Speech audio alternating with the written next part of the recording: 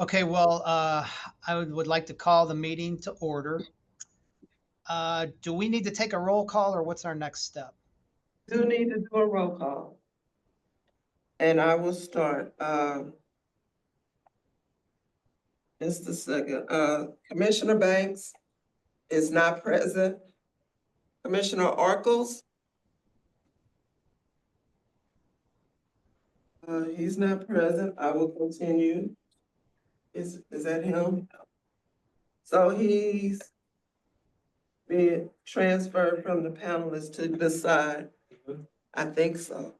So Commissioner Arkles is trying to log in, or we're transferring him from the attendee side to the panelist side, so he's here. I'll come back. Commissioner Hughes, here. Commissioner Powderly, Present. Commissioner Smart.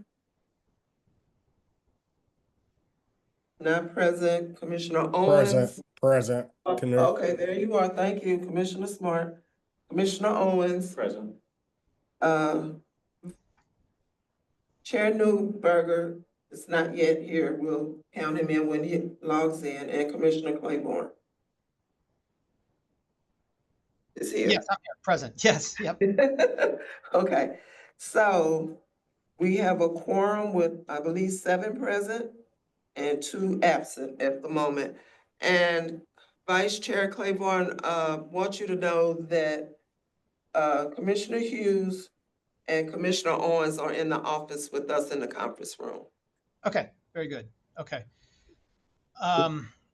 Do you have the agenda you can put up? I believe the next order of business is approval of the minutes. You're good. You're on track. That's the approval of minutes from September 14th, 2022. Okay, so I believe we have the minutes in front of us. Are there any additions, subtractions, modifications anyone wants to put forth? Motion to approve the minutes. Second. So Hughes, no, Smart, motion first, and Owens is second. Very good. Then we'll have a roll call vote then Roll on call. approval of the minutes. Commissioner G, Yes. Commissioner Arkles, Yes. Commissioner Hughes. Yes. Commissioner Powderly, Yes. Commissioner Smart, Yes. Commissioner Owens, Yes. and Vice Chair Claiborne. Yes, Motion passes with all voting yes. very good. So the next order of business then is our TIF project, which I think encompasses the only item on the agenda. So do we want to turn this over to the developer first for their presentation? We let that go first. Say We have again, what? Linda.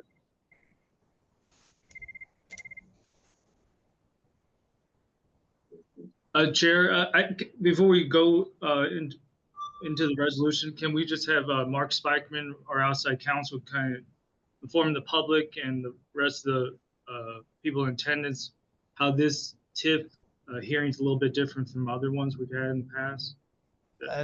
That's fine by me. Okay. Okay, thank you, everyone. My name is Mark Spiker, and I'm an attorney at Gilmore and Bell. I'm outside counsel to SLDC and the TIF Commission. The TIF Commission, under state statute, has 2 roles.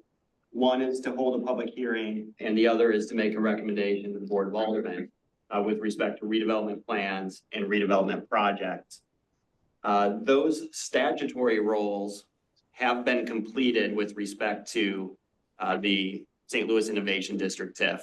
The TIF Commission last met in fall of 2022 when they recommended approval of projects in areas we refer to as RPAs 4, 6, and 8. So the statutory process for the TIF Commission was complete in fall of 2022. Why you're here today is because separately, via contract, an amendment to the redevelopment agreement between the City of St. Louis and Cortex, The city negotiated a separate role for the TIF commission, which is to review detailed project proposals within those already approved redevelopment project areas. So you'll hear from the nice folks at Cortex today who will present a plan or a detailed project proposal for a project that's located within RPA 4. After you hear it, your next job would be to make a recommendation to the Board of Aldermen regarding that detailed project proposal. TIF is already active in RPA 4, so you're not approving TIF or not approving TIF. It's simply a recommendation with respect to this specific aspect of redevelopment project area. Happy to answer any questions or anybody needs clarification, but that's your role here today. So, question, this then is the public hearing section of the process? This is not a public hearing. The public hearing is only required with respect to TIF plans and project areas that come before the district or before the commission. That process is already complete. This is simply a meeting of the TIF commission to hear and evaluate a detailed project proposal. Okay, thank you.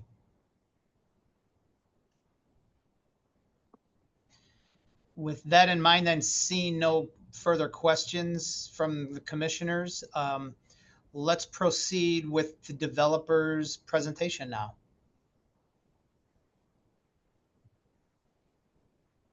So I'm going to turn it over to Sam or Zachary or whoever, if you guys want to run us through what you want to present to us today. Yeah, so Lisa, I think the Cortex needs to be able to share their slide deck. They can share it. All they have to do is just click on the shared icon and share their screen. It's all multi-share.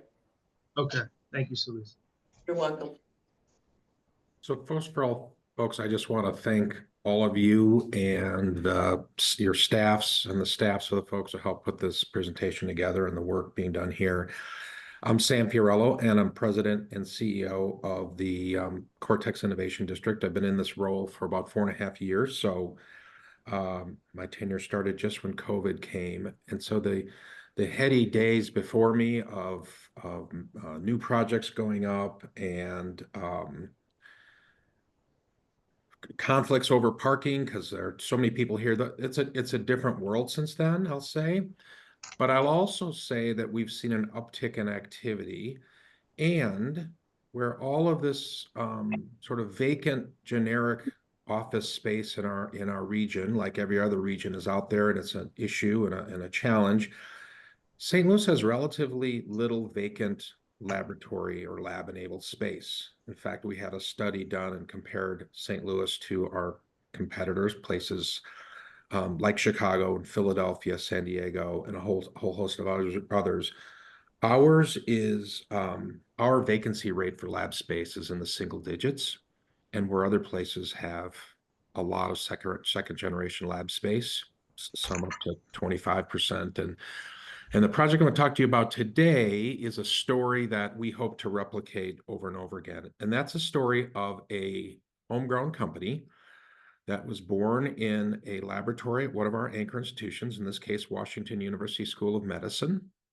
And it's a technology that tries to help make the world better in an area that afflicts so many people. This is a neuroscience and specifically Alzheimer's play.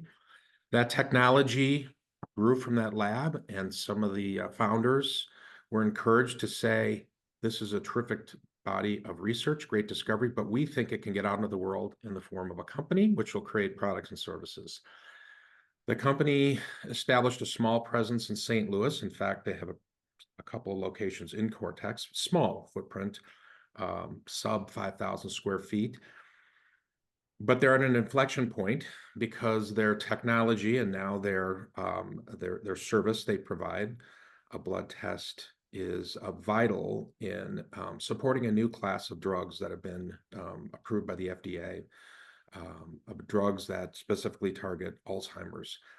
And they have a way to confirm the efficacy of these drugs in a way that no one else does. And so super exciting. And it's exciting not only because it's a great product for the world, but it's also exciting because it's exactly the kind of thing that Cortex and its partners were meant to do. And that is to take a technology from a lab discovery to an enterprise that has capital investments and jobs and economic activity and helps provide economic vibrancy to St. Louis. And so we're really excited about this. We're really hopeful that we can get over the finish line, and we're very close with this company. Really applaud our partners at Washington University, Steve Condren and his team, for taking a risk and getting a building to a place where we could even compete for a company like this. And I'll talk in the slide deck about the details of the building, but just to give you context, in 2020 and 2021 and 2022, where no one would touch any sort of level of risk for building, WashU's real estate arm went ahead and made an investment, made some early investments betting on the come to enable us to be at a point where we are now. And this deal here is important not only because it's a prime example of what Cortex and St. Louis hopes to do, create great companies that employ people and give economic vibrancy, but it also, if we can land these guys, it will be a catalytic event to then have the rest of that building lab enabled so that we can go aggressively, myself, my team, our partners at Greater STL, partners at BioSTL, go out to the East and West Coast and Midwest and say, if you have a company, a tech company, especially a life science company, especially a company in the neuro space or the afflictions of aging space, come grow your business here. And now we have a place to land them. And we can say, see this footprint and this floor, imagine yourself and your operation here 9 to 12 months from now as you fit out the space. And that will mean jobs and, again, economic activity and investment in the region. So I just wanted to give you that framing before I go into the slide deck. And now I'll use my limited ability to have technology to go grab the deck and share it with you. Rachel's a panelist now, so she may be able to share now. And if not, I'm happy to do that soon. Let's see. I am You hope got strikes it. eternal here. And I'm going to challenge myself. All right. You all can see that? Good job. All right. So first slide here, I just want to give you a framing, a geographical framing. And this is obviously an aerial view of the area. The dark blue outline is the outline of the Cortex boundary to the 200-acre boundary, shaded in light blue inside. We've listed a whole host of address here to give you an idea of just situating where this is. You can see that there's a BJC at the Commons with that Metrolink. You have the silos there that you can see every time you drive up and down 6440, IKEA to the far east and southern corner of the property. But the property we're talking about today is 4140 Forest Park Avenue.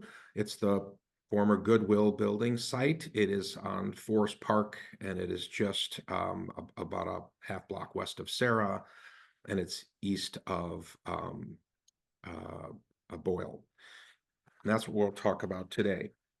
Zooming in on giving you a look at the RPA layout of our property. And again, in this next slides, we'll talk about the history of the RPA granting that started back in 23. But I've circled in red here RPA 4. This is the RPA that was activated in September of 2022. And this is the RPA in which this project exists. And we hope to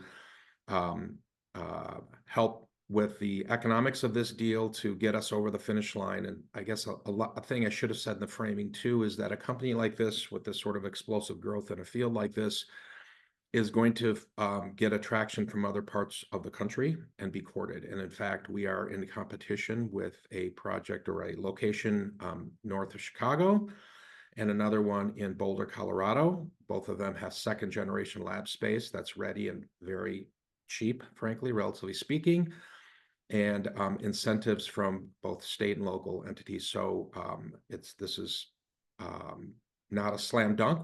It's been very competitive, but it's one worth keeping here. It's if we must be able to keep and grow companies like this as sort of a shoring up and anchoring, and then a layer on top of that, recruiting companies from other parts of the country and the world, like we did a couple of years ago at the Gates Foundation with their new location from Seattle.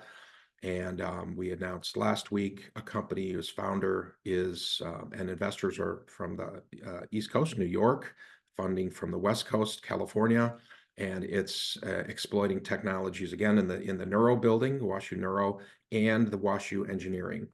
So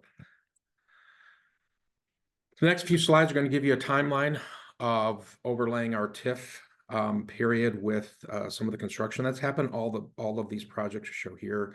Not all of them did we utilize TIFs for, but I just want to give you a sense of sort of the laying out of the progression of Cortex to what it is today at 3.5 million square feet of developed space from as the folks who've been here long enough know that back when this thing was launched in 2002, it was mainly blighted area. There was less than 250,000 developed square feet.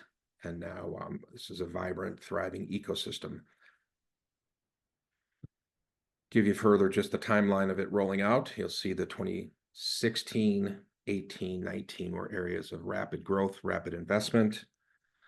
And then 2019 was the last project pre-pandemic. That was the completion of a rehab of a historic building, the Crescent Building, now BioSTL.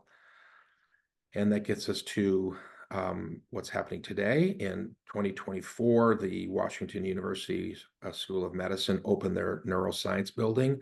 That neuroscience building is now housing 1,300 researchers, all looking at afflictions of aging and neuro. It's the largest concentration of neuro discovery in the world. As we try to make a case, especially to attract companies to St. Louis and to Cortex, we really have to have a why here. And if you're in the neuroscience, human health, afflictions of aging, the category I call aging, this is a core of our value proposition, saying this is the largest, most advanced center for discovery. It's an engine for discovery. It will help any company that wants to have a location here thrive. And so it was a critical catalytic event for us. We, as you all know, activated a couple of RPAs, 4, 6, and 8 last time we met. And what we're talking about today is the rehabilitation of the formerly known Goodwill building. And I'll get into some more detail on those slides. So the little bit of a reminder of the TIF, master TIF, and sort of the history of it and what we talked about. In 2013, we were offered and awarded a redevelopment plan and agreement. It offered us flexibility to activate RPAs over time. All RPAs supported infrastructure and public realm improvements benefiting the entire district, area-wide projects. Cortex pursued area-wide projects early and aggressively. So things, as you can imagine, when you have a parcel of property that had been neglected, there are some investments in infrastructure that need to be made upon which others can build. For-profit developers, which are looking at other parcels, would say, well, if I do this here, I have to pay for upgraded sewer system or power lines or other pieces of infrastructure. We used TIF dollars early on to, for example, lay updated sewers along Duncan Avenue and upgraded power and on and on. Again, it's preparing the site with infrastructure that would make it a prime place for for-profit developers and enterprises that are not for profit to build their buildings and operations. Cortex and those bears the risk of repayment, not the city. And as soon as those piece of infrastructure like sewers and other things and bike paths and the Metrolink stop and on, as soon as those are completed, ownership of those go to the public entity like the city or by state. We have a streamlined approval process for this project. It was mentioned early on in the meeting that in September, the last time that you all met or that the committee met, we had a specific project in RPA 6, a residential plus a second building that would be mixed use. But in that, we also asked the committee if they would go ahead and let us activate RPA 4. And that was granted. And so we told the committee and the Board of Aldermen and HUDs that we didn't look at this as just blank approval to go ahead then and go forth and do great things, that we would come back to you all when we had details on a project. And that's where we are today. We're coming to you with the detailed project for the RPA 4, the Goodwill building. And I'll give you a little bit in the next slides of an insight as to why we're so excited about it. Sort of the more of the granular level than the lofty sort of opening I gave on why this is the center of the bullseye and why we should be excited about this. And I'll do that in the next couple slides. So it's a 7-story tower. I believe, Steve Conrad, you can weigh in and correct me if I'm wrong. I believe it's the oldest Goodwill building that was west of the Mississippi. So it's a historic building. It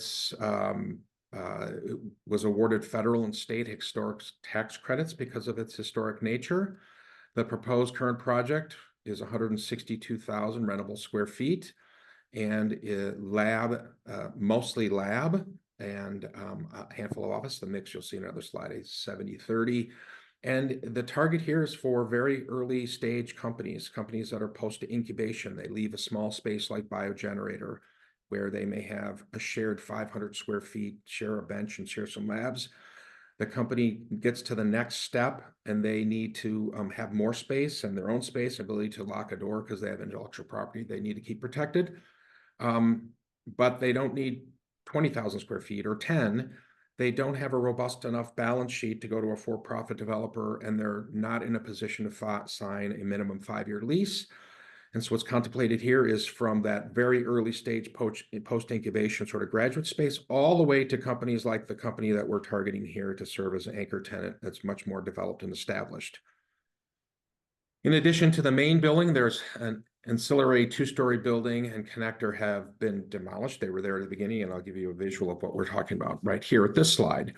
You'll see the one that says Goodwill Industries. That's on the eastern quadrant of that parcel, and the lower rise 2 rectangles are the ancillary buildings. Those have been taken down, and the early work on the 4140 building have started, and those are works that were mandated by the historic tax credits as an obligation by the developer to go ahead and make some early changes to the infrastructure and facade. This is just a site plan rendering, another way of looking at it. Again, situation is Forest Parkway. If you look at the layout here, what's contemplated when done is that main building, the Goodwill piece of it, not the low rise, but the Goodwill. And then there will be a rectangular addition and a parking lot, which will connect to Duncan Avenue, and there'll be a green sort of walkway to connect Forest Park to the inner parts of the campus better. We're a little bit cut off and so programmed in here with some green space and a walking connector to go from the outer edges of the district to more interior portions of the district. So a little bit more, I told you about a little bit more granularity and project facts. It's a multi-tenant building, 162,000 square feet, 70% lab, 30% office, $93 million plus total development costs plus tenant fit out costs, 300 construction jobs generated to do this work. Ultimately, excuse me, when the building's full, there'll be 350 plus permanent jobs with an average annual salary of over 100,000. There are, as I mentioned, historic tax credits being deployed for this project. There is the owners, the developers have been aggressive with their pricing. It's going to be affordable space, again, suitable for those early stage companies that can't really afford full market rates. Also, ability for the developer to take on extra risk with a riskier balance sheet by a company, for example, that's got venture fund funding, but not as robust a balance sheet as a for-profit developer may ask. We're looking here at an opportunity to land an anchor tenant to occupy 70,000 rentable square feet, which will, that piece alone will provide about 153 jobs, $16.5 million in annual payroll. So these are high wage jobs, life science lab jobs. And the projected TIF, we're looking at $4 million we're requesting for this RPA to help secure that anchor tenant. Again, going back to, we're in competition with a couple of really good offers from locations that have ready second generation lab space that's been sitting vacant for a while, and the developers are willing to part with it for very low rates. And the other projects have packages of subsidies from both state and local authorities. Project status to date is limited scope of work that I mentioned has been done, and if you drive by the site, you'll see activity there. But it's like it says there, it's been limited site prep, interior demolition, some concrete restoration, foundations, generator, switchgear, elevator, historic windows. So a lot of the historic, the stuff mandated by the historics has been completed, and the developer has really fronted the risk and gone ahead with this well before we've secured an anchor tenant. Full project GMP secured, a building permit issued. You can read all that. I don't need to read it with you. So it's in early stages, moving along. If we can nail down this anchor tenant, which will get us, I say us because it's been a team, but get the developer comfortable with going ahead aggressively with a full package of work. The target completion date is Q1 of 2026 for substantial completion, and the target tenants are eager to have space available by then to move in. Just the next few slides are some renderings that the developer or the owners have provided for us. It's going to be very beautifully done. I know the team working on the architectural designs and layouts are taking no shortcuts. I'm really pleased, and so wearing my President of Cortex hat, this is something we're really proud of having in the district, and as putting on my St. Louis hat, something really proud to have part of our city. And you have these in your deck. I won't spend much time, but there will be the interior finishes will have a theme of, this is a place where research and development happen, where it's a heavy life science focus, but not exclusively. In the project I talked about, that we announced last week with the New York money, the New York investors, and the WashU technology. It's technology both out of the medical school, the neuro building, and the School of Engineering. And I think it's great because it's a new way. Think of a breathalyzer that you can put biological markers inside of it and test for up to 50 target pathogens with 97% accuracy, and it gives you a read in seconds. So you can not only just say, do I have COVID? They can look for the last 4 strains of COVID. You can look at influenza. You can look at, if you're a farmer and you're raising millions of chickens, you can put one of these sensors in your coops and look for avian flu early. I'm super bullish on this company. I think eventually they'll end up moving from their labs, which established them here at Cortex in their 20 South Sarah. They'll move to this building. But that's the kind of thing you'll see inside there. Is a shot of some of the construction work, some of the early work, the packages I talked about, some interior shots of shoring up the concrete work. We included this slide because I think it's really important. And I know that TIFs can be controversial, but we wanted to make sure that we have the data available to show the economic benefits since our TIF activation back when we started in 2014 is the first time we really deployed the TIFs. And on the first column, we talk about the taxing jurisdiction. We call those out. We try to break it down and with as much granularity as possible. The next column is the 2014 to 2024, 1 decade of tax revenues over the period. What those properties would have thrown off in taxes without the development, and then with the new taxes with the development and the upgrades. So we've highlighted just one of these, the St. Louis Public Schools. You can see that the net new taxes have been accretive to the St. Louis Public Schools of 16.67 million, or another way to look at it is almost 1.7 million a year over a decade. And the numbers are impressive for all of these. The total at the bottom is about 105 million, almost 0.5 in net accretive taxes generated by economic activity, which were a result of us deploying TIFs. So for the governmental officials and our partners at SLDC and others that have a responsibility to be good stewards of taxpayer dollars. I think this tells a really great story with data that, in fact, this not only adds economic activity and construction, but it's really a great story for the accretive nature of impact for taxes. Last slide I have here is just this, and that's the ask. We're requesting that the TIF Commission adopt a resolution approving detailed project proposal and recommending Board of Aldermen approval of detailed project proposal. I'm ready to field questions. I think that's the last, so I'm going to stop sharing, and then we can look at each other and talk. So hey, first, Chair, this is Phil. If David Newberger is present, then I'll turn it over to him. Is David present? Yes. I'm trying Okay. to unmute. There we go.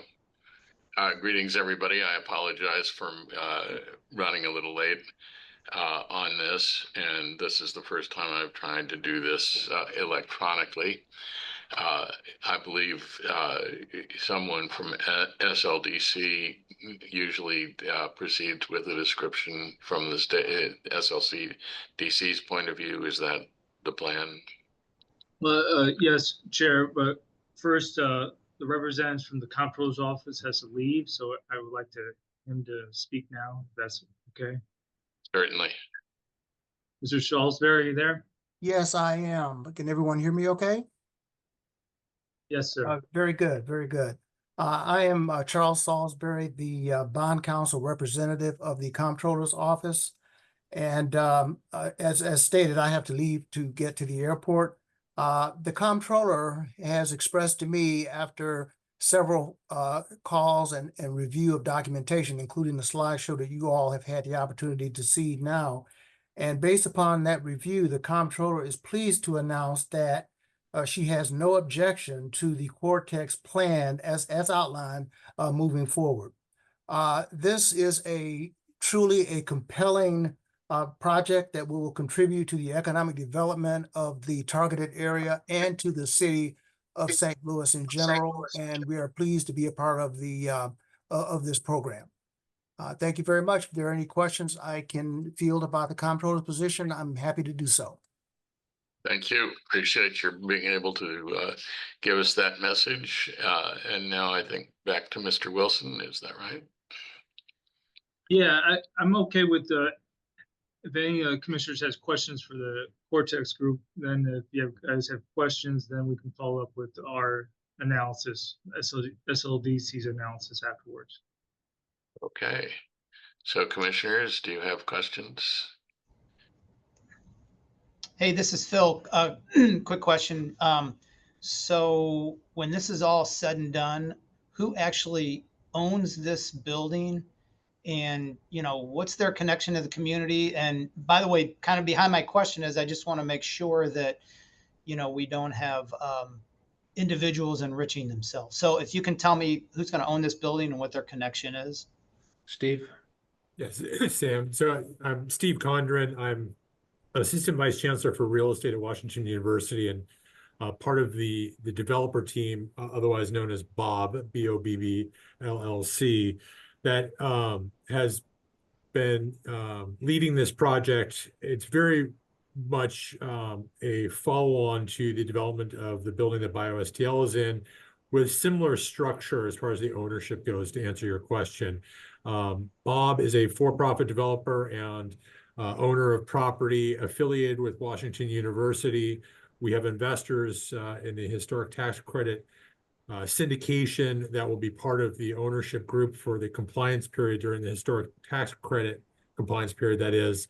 But at the top of the house, it's BOB and supported by our affiliation with Washington University. We have new market tax credits on the 4340 Duncan building that are not present here, so those investors won't be involved, but we will have outside investment for a period of time. But ultimately, we're here to stay as part of the university's involvement in this project. Thank you. Other questions? Question. Sure, Mr. Smart. Yes, Sam, thank you for the presentation. Really exciting opportunity to keep a homegrown company in St. Louis. So definitely thank you for outlining the great presentation. Question is, it's a two-part question. One, can you explain where you are with landing the current tenant, the anchor tenant? Where are you in those negotiations? And then the follow-up question is, what happens if you don't receive this TIF? Thanks, Mr. Smart. Thanks for the comments and the question. As I said, this is not ours, just the sole source. We've been competing heavily with two municipalities. One is north of Chicago and Dearborn, and the other is Boulder, Colorado. Again, both of them have an advantage in that they have second generation vacant lab space that is been vacant for a little while, and so the owners of those buildings are eager to price them in a way that for them to move. And both groups, the Chicago group and the Colorado group, have put together incentive packages. We really believe that, and the tenant has told us that this TIF and this amount to help with the tenant improvement, the lab, converting it fully to lab space, specialized lab space that they're going to need to do their work, is vital to their finalizing this decision. In fact, it's a little bit awkward, frankly, because they would rather us not say the name of the company, because if the TIF doesn't come through, there's no guarantees they're going to stay here, and they don't want their name to be associated with a sort of a failed deal. So I think it's vital, and I can have Steve weigh in. They've been long negotiating this. Again, the technology is a homegrown technology. The founders are St. Louisans, but a lot of this bolus of money now, the investors are East Coast, I think in New Jersey, and they don't have an affiliation with St. Louis. They'd be happy to move it to a place that gives them a better financial deal. Yeah, I'll just add that we've been working on nailing down a lease and are very far along in those negotiations. But one of the sticking points is the financial feasibility and their ability to know that this will work. And it's not just the TIF. It's the landlord's been very aggressive with above market tenant improvement allowance, below market rents, and I know there are other incentives being pursued as well. This is truly a team effort to try and retain this company here in St. Louis and specifically in Cortex. Yeah, can I just reinforce what Steve said, and that is, Washington University is a big institution in this town and sometimes maligned, by myself included. But if you look at what they've done here, the risk of going forward as far as they have with this project with zero tenancy, they've laid out a lot of money, and their pricing, their rental rates on this is very competitive, frankly, under market for the rest of Cortex. And with this tenant willing to take on extra burden of risk in outlaying tenant improvement investments of their own, for a company that is an inflection point, yes, but it's venture funded. So their balance sheet isn't like a balance sheet of a Microsoft or a Bayer so I really give them credit for getting us this far and helping us to get to the 1 yard line, because they've put skin in the game, and so I appreciate that. I want to make sure it's called out.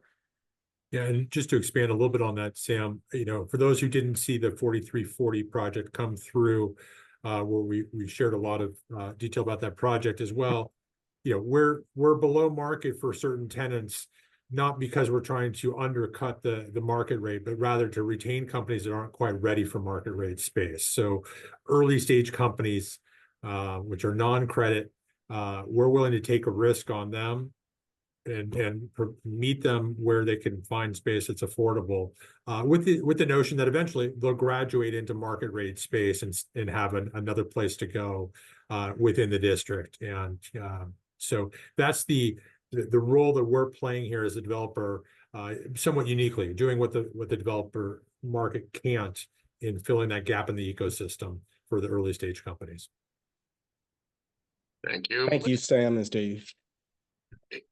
We have a couple of hands up, if we may, Mr. Gee. Thank you, Mr. Chair.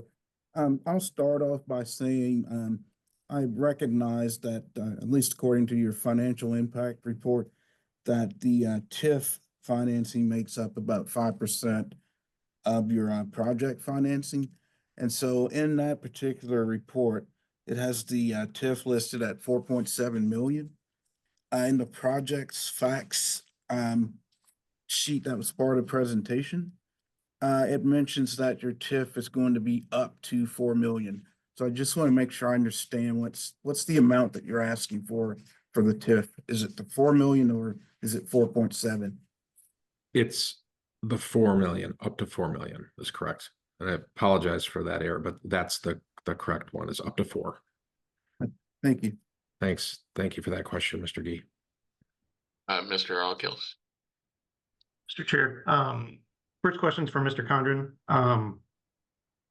The proposed tenant or the lease terms that you all are negotiating, do those run through the end of the TIF term? So are we exposing ourselves, or are you exposing yourselves really, I guess, to holding the TIF bag, as it were, if they leave early? And then the second question's for Sam. What happens if we lose this bid to Boulder or to Chicago? Do you go back to square one and then come back again if you have another proposal for this space, or are we approving or being asked to endorse any proposal at this point? To your first question, I'll go ahead and jump in. I'm not able to disclose the specifics of the lease just yet, but I can say that one of the risks that we're well aware of, regardless of what the lease term is that these are non-credit tenants, they're early stage companies. What this allows is for that first generation build out to occur. And we are intentionally designing this in the same way we did on the 4340 Duncan project where BioSTL is, to have a high percentage of second generation value should any of our early stage companies fail. We have built out space that then the next tenant can jump in. We provide all the casework, for example, for the labs. We standardize it. We standardize as much as we can in the building with the notion that we're taking added risk. And so if we agree to a 5-year term or a 20-year term or a 23-year term, we always are mindful of that's the risk and the profile of the companies we're trying to serve here. Sam, do you want to talk about the? Yeah, Mr. Arkels, that's a great question. And here's the reality. If we can't shore up this anchor tenant, I mean, the owner, the developers have told us that, going 100% spec is just not in the cards, and I don't blame them. So what that would mean is this. We now have a building that has some early stage work done, but it's going to take to get you to having someone move in and start doing lab work is a couple years. If we land this tenant, it's catalytic not only for the tenant that we really want to keep here and tell the story of growing companies and keeping them, but also the other half of the building, or more than half of the building, there'll be enough of the infrastructure done so that it's a warm dark shell or lab enabled. Once you have a lab enabled space, if I'm meeting with a company out of Philadelphia, I can show them blueprints, floor prints, and say, 10,000 feet, imagine yourself, do you want the east or west half of this building? How would you lay it out? And we can have you in it in 6 to 9 months. The companies can get their heads around a 6 to 9 month period to get in. If I have to say, you see this building that's, a shell, imagine yourself in there in 2 years, we just won't win those. It's just too long of a lead time. So this is critical not only for this anchor tenant, again, which in and of itself is a compelling story, but also it gives inventory for us business development folks to go prospect for companies with a realistic story to say 6 to 9 month window, and you can be in this part of this building. Those are my only questions. Sure. Thank you. We often talk in these meetings about what your performance is with hiring various minority firms, minority companies, people residents of the city working for you and so forth. Do you have a summary of that you can roll through for us? Well, Mr. Newberger, it's a great point, and it's an area of focus that Cortex has had, especially dialed up post-pandemic, and that is that we want not only to accelerate economic growth, but we want to make it inclusive, and we want the local citizens to benefit as much as possible. So specific things that we do with intentionality, be proactive and not just hope it happens, especially in a lab context, is that we have a partnership with BioSTL and the St. Louis Community College for a lab tech training program. So each of these labs, they need skilled hands at the bench, which don't require a four-year degree or a master's or PhD. It's just know how to run experiments and be a lab tech. We have that lab tech training program, and that training program has been in existence now. We started it 8-9 years ago, and more than half of those graduates are St. Louisans and they're people of color. We also have a series of general tech training programs. Last year, Cortex ran something called MoTech First, and just helping prepare St. Louisans. And again, most of our graduates are people of color for entry into general tech jobs. So we work with employers to say, do you really need that four-year degree requirement, which shuts off a lot of jobs? And we get them to understand that they don't. And then we work with training providers like Launch Codes, CyberUp, NPower, Perscolas to train people, and their 6 to 12-week training programs to enter a company with a basic set of skills, both hard skills and soft skills, so they can thrive. We also, Mr. Newberger, don't assume that once somebody gets into an entry-level job that we can walk away, that it'll be successful. We want to make sure that people have careers that are successful. We want to make sure that they're not just stuck at entry level, that they compete for C-suite jobs eventually. So when we place someone in a tech job, or especially atypical tech talent, we have a covenant with the employer and the employee, the trainee, that for 2 years we have to continue to once a month check in. They see how things are going. We give upskilling the entire time. And so we really are working towards creating a more inclusive ecosystem, which really helps mine local talent. Because when people talk about talent shortages, the first thing they think about is we have to recruit the best and the brightest from around the world. And yes, we have to do some of that, but we also have to look at our underutilized local talent and figure out how to skill them up and get them in these jobs. And there's still tremendous demand pull, both in the construction aspect and then in the tech jobs that we're creating through our affiliation with developers and our ability to say this is where you should grow your company. So is there anything in your lease to tenants that it causes your new tenants to participate in that program, or how does that work? It's not mandated by lease, but what you have when I have employers, when we're recruiting companies or trying to keep companies here to grow, the first thing the CEO says is, frankly, nothing against the building developers, but they say we can build offices or find offices and labs and deploy capital. Our big thing is we need to be able to find talent. Can you help us fill our talent slots? And that is a huge competitive advantage that we have over, frankly, the Chicago deal and the Boulder deal. Is St. Louis has a huge pool of especially life science talent. So we help them feel comfortable that we can do that. Again, when we hunted for the Gates, when we were in the hunt for the Gates Foundation's new location, the logical place for that to land was in Seattle.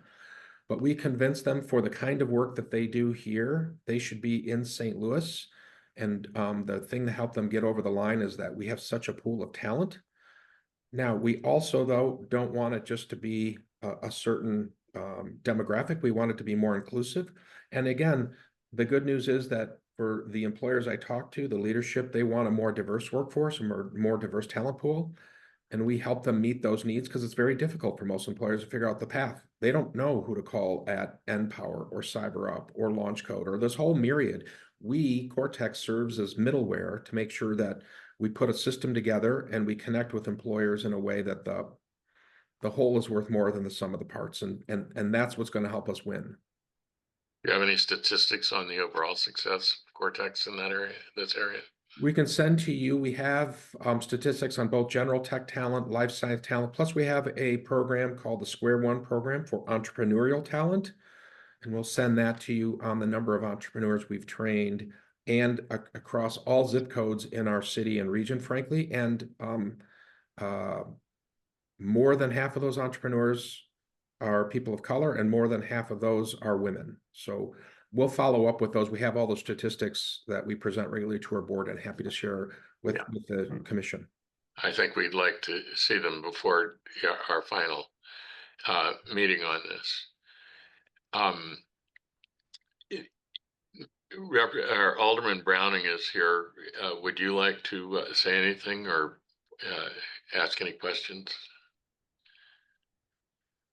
Yes, thank you. I'm sorry, I can't do video right now, but just want to express my support. This is an exciting opportunity for St. Louis. Honestly, this is the kind of thing that puts St. Louis on the map in a really good way. It brings a innovative and a company that's really pushing the forefront of modern medicine into our city, and so I think this is something that stands to benefit our city long term. And just what I know of this company and its growth, as well as the kind of talent that it could attract to our city, how that could fit so perfectly with the new neuroscience center that's just opened in the Cortex district. This is just a wonderful opportunity, and I lend my full support to it. Very good, thank you. Are there any other people who wish to speak about this on the commission or and the SLDC staff? Chair, we since the TIF Commission's last met, we've kind of gone through an incentive reform, and we have 2 new scorecards we'd like to present on this project. The first one is the community benefits scorecard. Kind of breaks down what this project would bring to the city and what that key aspects of it would be. I would like to Andrew Knopp from our staff to present that, please. Very good. Okay, so hello, Cushion. Yes, this is a new policy tool that we have for analyzing projects that come before us. It's meant to be the first step in assessing a project so that we determine there's some level of benefit to the community or public of the city before we then go into a fiscal analysis to kind of further assess the project according to its financials and dial into appropriate levels of incentive. And it is admittedly a little bit more tailored towards tax abatement, but we do have policy for TIF as far as this goes too. So not seeing any of this before, it might maybe a little bit confusing, but it might also be fairly intuitive. So there's a number of categories in which a project can score points. It doesn't need to score points in all of them.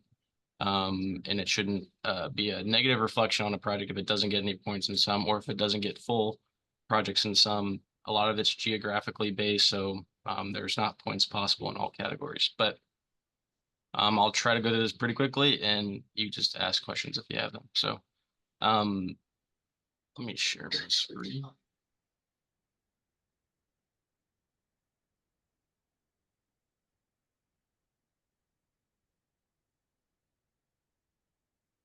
Do you see a PowerPoint slide? Yes, we do. Okay. All right, perfect. So, and I have this ordered in most points to least. So, this project scores a total of 51 points, which puts it into our highest tier, and is therefore eligible for a TIF. So the first category, total jobs created, the confirmed tenant expects to create 172 jobs. And then the remaining space could create up to 250 more jobs. Just to be clear about this, our category here, if you create over 80 jobs, you qualify for the highest points possible. So just the confirmed tenant alone would be well above that threshold. So 9 points for that category. The capital investment category, if your project is a capital investment of over 80 million, you get the full points. So this is a nearly $94 million project, full 7 points there. We reward points for good transit access. So this is within, clearly walking distance to the Cortex Metrolink station. Great public transit access. There's also, nearby bus routes. 7 points for this category. As has been talked about a bunch of times, this is a tenant that is in one of our target industries. So we aim to create jobs not only in general and quality jobs in general, but also jobs that are in some of the industries in which we specialize. So this being a biotech firm, this again gets 5 more points. Next is our geographic category, which essentially is when SLDC released our Economic Justice Action Plan. As part of that process, we index the entire city according to various factors of need and opportunity, and then created an economic justice index from 1 to 5. On our scorecard, and so basically economic justice index 1 is highest need and opportunity and would get the most points possible here, which is 30. In this case, this is economic justice index area 4, so just 5 points. Next is historic preservation. So the building is historic. As we heard, it's the oldest Goodwill building west of the Mississippi. So it's historic in that sense, and also historic in the sense of how old it is. So it was built in 1926 and it will be preserved by way of this project. 5 points for that. We also try to create jobs within our employment district so that we have a kind of concentration of employment and the benefits that brings. This is located obviously in the Cortex Employment District. 5 points for that. Next is quality jobs. So in addition to just creating jobs, we hope to create well-paying jobs or jobs that provide benefits. We just included the confirmed tenants job expectations in assessing this category, and all the jobs should be quality and paying a livable wage. So we don't know exactly how that's all going to play out, but based upon their current employment and industry standard, jobs can be expected to pay anywhere from 55 to 125K or more. And we do expect the average wage to be at least 80K. So 5 points for that. Some of our lower categories. So we've got outside funding. The spirit of this category is essentially to try to have a project seeking out other sources of assistance or incentive outside of just that using city incentives. And in this case, it's utilizing state and federal historic tax credits, which also is obviously complementary to the historic preservation aspect of the project. 2 points for this. And finally, 10% of the TIF, so $400,000 will go to the city's strategic growth fund, which targets infrastructure investments in North City. It will be, so 10% of the TIF funds will be funneled towards that, and that kind of fits the spirit of our community benefits contribution, which, in other cases, maybe we see a contribution to the Affordable Housing Trust Fund or otherwise. So again, we get to a total of 51 points. It's a great project for all the reasons discussed previously. Good transit access, historic preservation, great job creator, et cetera. So if you have any questions about the scorecard, happy to answer them. Otherwise, we can have Jake do our financial analysis. I assume that you're using this scorecard in other projects besides TIFs, given that this is the only TIF we've looked at for some years. Yes, yeah, we're doing it for all the tax abatement projects for the last couple of years.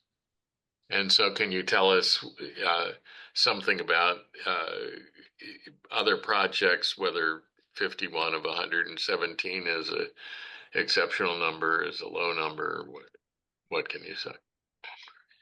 Yeah, so we do have a lot of projects that score 50 and above. However, a lot of the projects are affordable housing, LIHTC projects, so they score in a lot of these categories, especially geography, and they're also, you can't see it here, but the residential scorecard that we have, version of the scorecard that we have, provides up to 50 points for affordable housing. So, based upon the level of affordability that you're offering, you can get a lot of points. So there are projects that do score 50 and above. There are also a lot of projects that score, mixed use apartment, retail projects in various areas that maybe are providing some level of affordability, or a donation of the Affordable Housing Trust Fund. They might score like a 35, a 36, a 37. So it's a little bit across the board. Some projects do score very high. I would say a project like this, which is mostly just, office commercial, this is pretty high. So This is pretty high, is it? relative to others, yeah. Yeah. And so does SLDC express a desire for this to go forward or not? Yes, sir. One of the reasons we haven't met in 2 years, we take the TIF commission very seriously, and we see this project as a major win for the city. And as we go through the scorecard, you can see the quality jobs, the number of jobs, the type of jobs. Those are all wins for the city, and that's why we're in favor of this project. But well, I can let Jake Nerup go speak on the financial scorecard also, Chair. I'm sorry, I missed that last statement. But Jake Nerup on our team can go through the financial scorecard now also. Okay, that would be good. Thank you. Good morning, commissioners. As Zach kind of mentioned, it's been a number of years since we've met. So this may look a little bit different from what you're used to seeing. In the past, we've made some kind of minor modifications to our financial scorecard. I think kind of taking a couple of steps back globally, what we're trying to accomplish here is just to capture essentially all of the net new tax revenues that would be generated by any given project, and kind of compare it to a baseline scenario where that project is not developed, so that we can sort of zero in on those incremental revenues to the city and the school district, as well as the other taxing districts. With regard to this TIF in particular, I would say we took a very conservative approach to kind of how we were looking at this. With an office project, there's really only kind of two sources of incremental revenues that would feed into the TIF here. And the primary one is the increase in taxes on the property, increased property taxes as a result of the development. And then the economic activity taxes here are all just payroll and earnings taxes on those jobs that are created.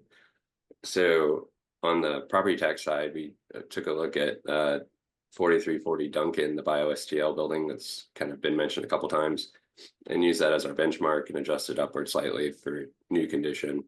And then on the jobs, we leaned hard on the 172 jobs that are expected to be created by the anchor tenant. Those are relatively high wages, about $16 million in total payroll there. And then we just took an extremely conservative approach to that remaining spec space that doesn't have a tenant yet. So we just added another 100 jobs just to provide a baseline there at about 50,000 per position. So based on those, we have revenue impacts for the city of 1.7 million over 10 years, increasing to 6.1 million over 25 years. Revenue for the school district of just 272,000 over 10 years during that TIF period, and then 1.8 million over 25 years. And revenue impacts for the other taxing districts of 543,000 over 10 years, increasing to 1.6 million over 25 years. Typically, when we present these models, the time increments that we would present would be 10, 15, and 20. But because this is a TIF, we wanted to make sure that we captured that slightly later period after the TIF pays off. So you can see that significant bump on the graph once the TIF expires in 2026. We back this analysis against a developer return analysis, where we're just basically looking at an unlevered internal rate of return on the project, and comparing it to cap rates for similar uses in the Midwest, adjusted for the St. Louis region. So we have an incentivized return here of 7%, which is right at the low end of the market average, according to RERC. So that is our backstop against kind of over incentivizing a project. So our analysis here doesn't indicate that we're providing an unnecessary level of incentive, and it meets all of these sort of community benefits that Andrew just alluded to as well. So happy to answer any questions. So the 400,000 for the strategic growth, where is that captured in here? I'm confused on that. Sure. So that's we needed a bucket to put that in, so it's flowing into this other taxing district bucket, and that is, I would say, off the top of my head, probably 75% of the revenues that you're seeing on the top line here. It's just that strategic infrastructure fund, which is taking the top 10% off the TIF payments. It's my understanding that those funds can be used to make infrastructure improvements in qualified census tracts. So those would be generally low-income census tracts throughout the city. Okay, thanks. I have a quick question. What is the price per square foot for the renovation itself?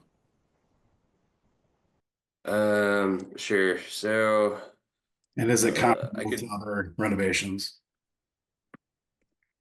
I would say, and there may be some folks from Cortex who can speak to this as well. This is unique in the sense that I don't know that we have a lot of comparable renovations, certainly not ones that we've incentivized with kind of lab biotech space like this. We're at probably over, just kind of doing rough numbers here, probably over $300 a square foot, which is high. But maybe there's someone from the developer side that can answer that as well. Yeah, this is, if you look at just total development costs before tenant improvements, the 93 million, all in, it's closer to $575 a foot. It is expensive. The historic tax credits certainly help us bring this down, but the investment here is notably significant because in large part of the lab infrastructure that goes into the building on top of it being a renovation. And I guess my second question would be, how long do you expect the labs to stay relevant and not dated? Because you're sitting other locations throughout the nation, or I guess Class B or something of that nature. I'm not too familiar with that.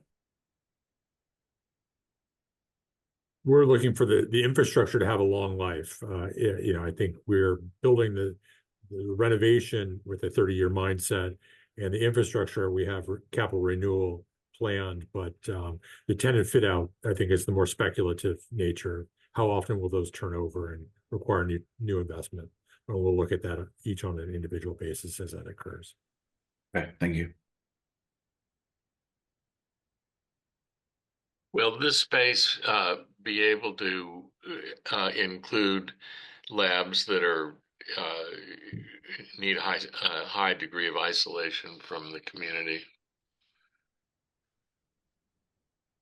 Explain your question a little bit more, if you don't mind. Well, I mean, obviously some labs deal in hazardous materials, whether they're, the risk of creating a germ that gets spread in the community and that sort of safety stuff. Is any of this involved in any of those issues?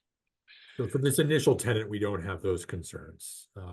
We'll have to see how the rest of the tenant mix evolves, but if it's like what we have at 4340, we'll have ordinary hazardous material management. Nothing that poses a significant threat. Mr. Arkeles.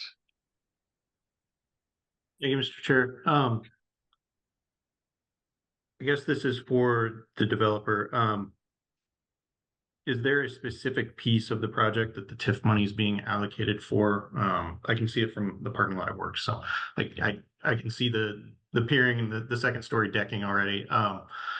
Is this to move into that next stage of construction, or is it just spread across the entire project to alleviate some of the costs everywhere? What do you envision this specific $4 million going towards? It is part of the capital stack that will allow us to make this as affordable as possible for this particular anchor tenant. So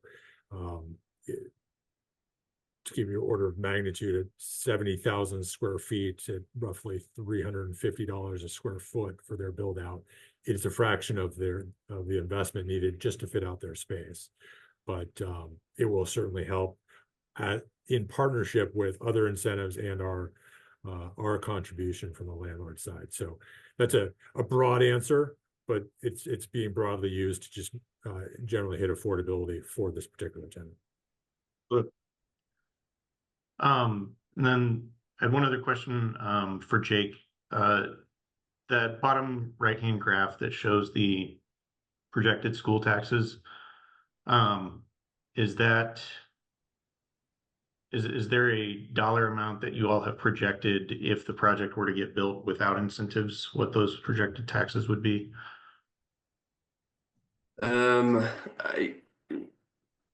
The short answer is no. I mean, we could create that, but that's not sort of a component of this particular model necessarily. But obviously, so in this scenario, the bulk of the revenues are actually payroll and earnings taxes, which the school district does not collect. So they would just be getting the increase in property taxes as a result of the renovation without the TIF.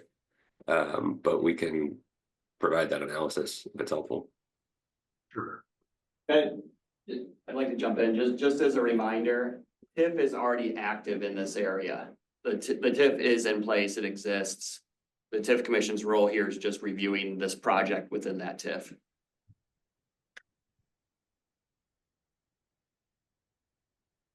So the monies will be captured no matter what. That's basically right. And to clarify, this would be the only meeting because of that. So the public hearing 2 meeting process was completed last year. This is a detailed project proposal review, and what we're requesting anyway is a recommendation at this meeting, so that we can stay on schedule and get through the Board of Aldermen in this short election year session.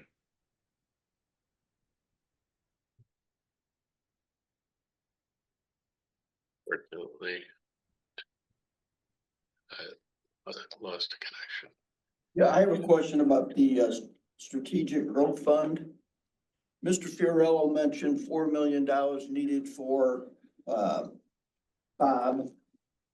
Is the 400,000 reduced from that so that it's only 33.6 million, or is that 400,000 that?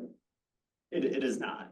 The 4 million would continue to flow to the developer through the TIF process. The 400,000 or the 10% comes out of the available revenues that are there to pay that 4 million. So that's why earlier on, there was a question about whether it was 4.4 or whether 4, that's probably a good portion of the 4. I'm just trying to clarify.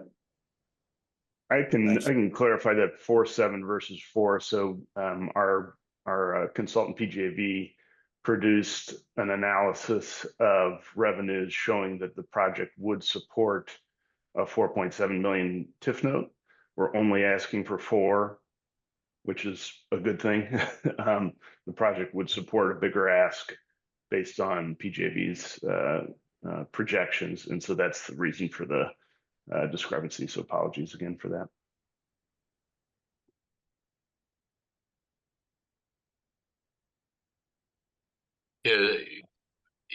Is SLDC speaking on behalf of the mayor's office as well as its own decisions, or is somebody else from the mayor's office needing to speak?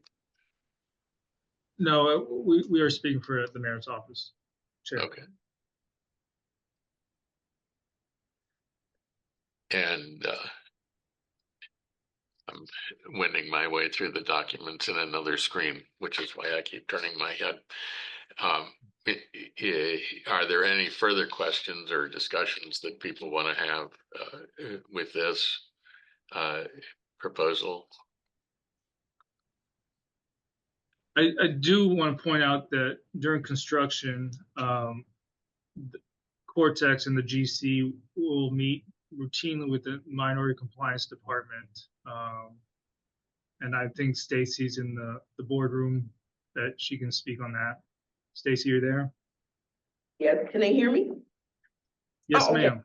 Good morning, everybody. Yes, as a part of our practice, as we monitor any project, be it TIF or tax abatement, the compliance team meets monthly with the general contractor, a representative from the Cortex district, to basically monitor the project and get a good understanding from the GC if there are issues, problems throughout the entire project. They work with them hand in hand. If issues come up, we're reviewing their utilization plan to tell us how they plan to make the goals.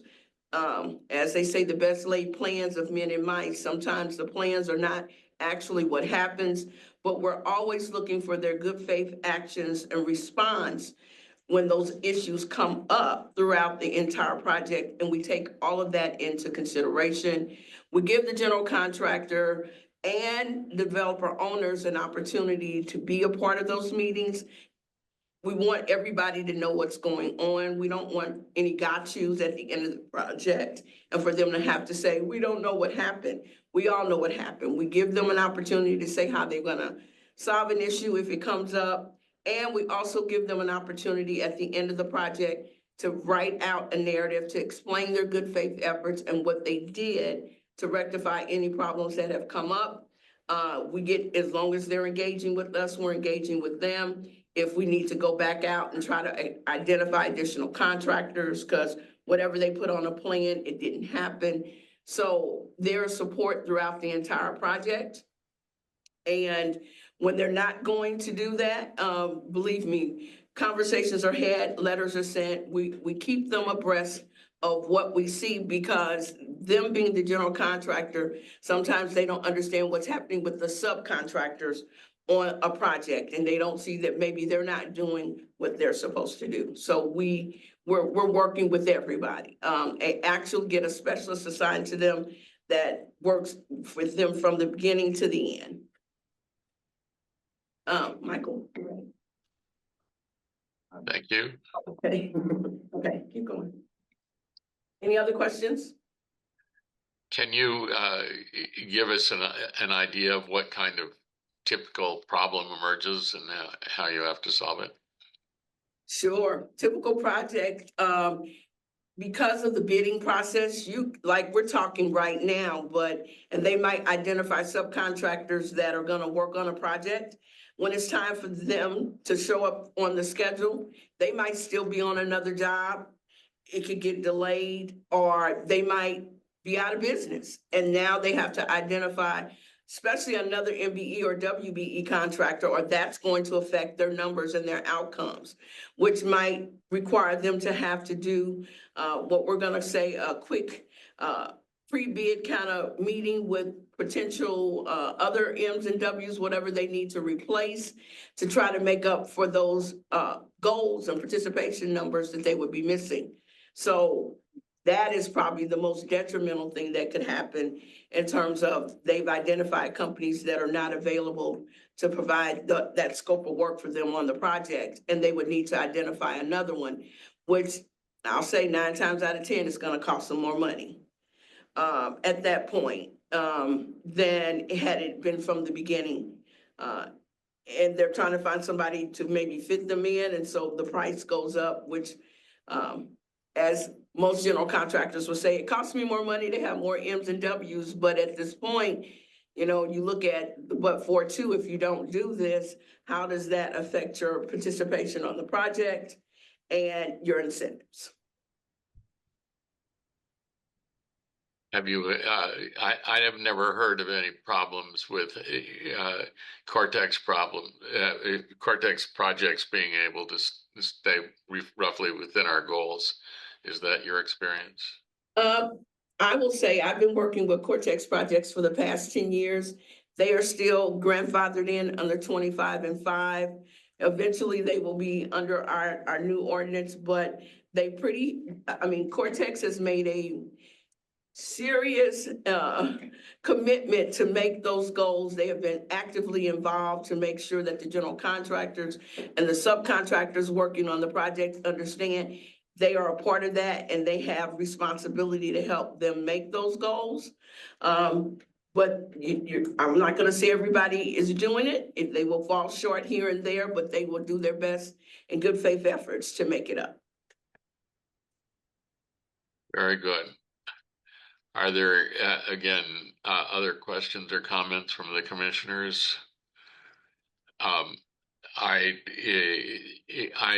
am sorry that I missed the beginning of this meeting, but I'm wondering, because we've been out so long and there are changes in the commission membership and so forth, I wonder if one of the council on this can tell me whether our proceeding with this proposed resolution has any problems from a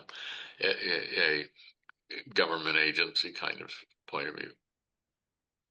I can address that. Mark Spikerman and Gilmore and Bell again. This resolution that's in your packet today is required under the second amended to the amended and restated redevelopment agreement between the city and Cortex, in which within RPAs 4, 6, and 8, detailed project proposals are presented to the commission. The commission has a chance to review them and render a recommendation for or against. Once they render that recommendation, it goes to the Board of Aldermen, who makes a final decision. Should you recommend in favor, the Board of Aldermen simply has to approve the project by a simple majority for it to move forward. Should you recommend against, it would take a super majority at the Board of Aldermen to sort of override your recommendation. Okay, so if I understand it right, the bottom line is that a resolution that approves the detailed proposal is what we should consider today. Is that right? That is correct, and that is in your packet. Yeah, that's what I was reading. Okay. I don't see any further questions or hands raised or anything. Therefore I'm going to make the move the resolution approving a detailed project proposal for a redevelopment project located at 4140 Forest Park Avenue within the redevelopment project area 4 of the St. Louis Innovation District redevelopment area. Is there a second? So moved. I didn't hear who did the second. Second. Second. Okay, Mr. Sprague. Thank you. Is there further discussion? Hearing none, then I call for a roll call vote. Commissioner G, Yes, I approve the resolution. Commissioner Arkell, Need to abstain due to my employer being a founding member of Cortex. Commissioner Hughes, Yes. Commissioner Powderly, Yes. Commissioner Smart, Yes. Commissioner Owens, Yes. Commissioner Claiborne, Yes. Chair Newberger. Yes.